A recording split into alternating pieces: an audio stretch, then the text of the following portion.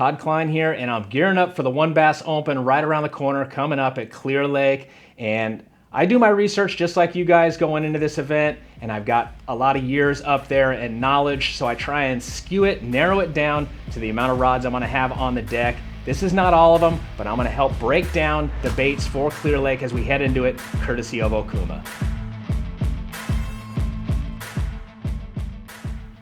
So as we head into Clear Lake, you're gonna I'm probably gonna have 15 setups tied up with a wide range of baits. But obviously I don't want to go through that many baits with you guys, so I just have 7 of them here with me that I want to take through, walk you guys through that have been staples for me and guys in the past. You guys can differentiate a little bit, whether you go from a chatterbait to a swim jig or from a Senko to, even a flipping jig. That's up to you, but I'm going to keep it top line and walk you guys through the 7 different baits that I'll have tied on the deck as we head into Clear Lake. Starting with this one right here, the staple. No matter where you go heading into a spawn, the Yamamoto Senko, this is a 6-inch right here. You can differentiate your colors. This is a black with blue flake, and I've got it on my tournament concept series flipping stick.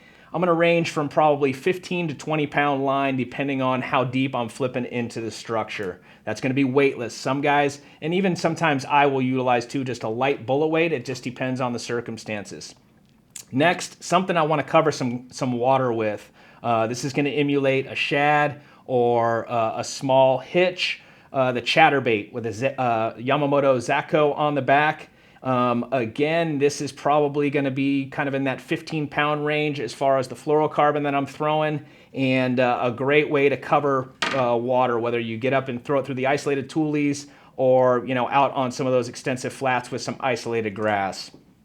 Next, big swim bait. This is just one of many I'll have tied on. This is a glide. It's the Tiny Clash from DRT. I've got this on a EVX, kind of a longer rod. This is, actually it's a punching rod, which is probably a little heavy for this particular bait, but it's a bait or a rod that I use for my bigger baits, from big Huddlestons to even a 250, depth 250. And this I'll have on 20-pound fluoro, maybe 25, depending if I'm going to some of those bigger baits. Depth 250, I'm going to 25 pound. And another great bait to try and locate those bigger fish that are chasing the hitch. That's what I'm trying to emulate with that bait. Another one that's going to emulate from the shad to the bigger hitch as well is going to be your Minnow. It's played a role in the last couple of months for tournaments. They're going to start transitioning more off of that because it's been more of a focal point on the shad, but they're still going to be eating that. So I'm going to have at least one tied on. This is a Depth Sakamata 6-inch. You could go all the way up to an 8 if you want to try once again emulate the hitch, or you can go all the way down to a smaller minnow from Yamamoto, like a scope shad, which I'll have tied on as well. The tried and true drop shot. The Margarita Mutilator has probably cashed maybe the most checks at Clear Lake. As crazy as that might sound to many, it is just an absolute staple up there and great no matter where you're fishing it, whether you're around the rocks, the docks, the grass, etc. Big fish like this bait up there. I have this tied on a spinning rod. This will be more on the outside stuff, but if I'm actually flipping up into the toolies, into the pockets and stuff, I'm going to bubba shot. I'm going to have that on one of my bait casters. Another one is the cool baits. I used this for years up there, and I used to think some of the locals would think I was crazy for throwing, such a small bait up there. Guys like Paul Bailey, who is just a hammer up there, he throws it a lot up there. This is a great bait in all areas, but I like to throw it out there around some of that volcanic rock that, is known in that south end, as well as some of the isolated stuff that you can find, some of the sneaky rock up in the north end, just slow rolling it over that stuff. Last but not least is the A-rig.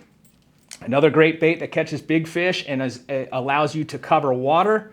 This is a new A-rig from Cool Baits. I'll also have, if I want the bigger version of an A-rig, I'm going to throw the Bailey rig that Paul makes up there. Pretty much, it's great everywhere, but he built it for Clear Lake. So I'll probably have 2 A-rigs on the deck. So that's kind of it, guys. That's the breakdown for the 7 key setups I'll have. Like I said, I'll probably have 14 on the deck as I head into it.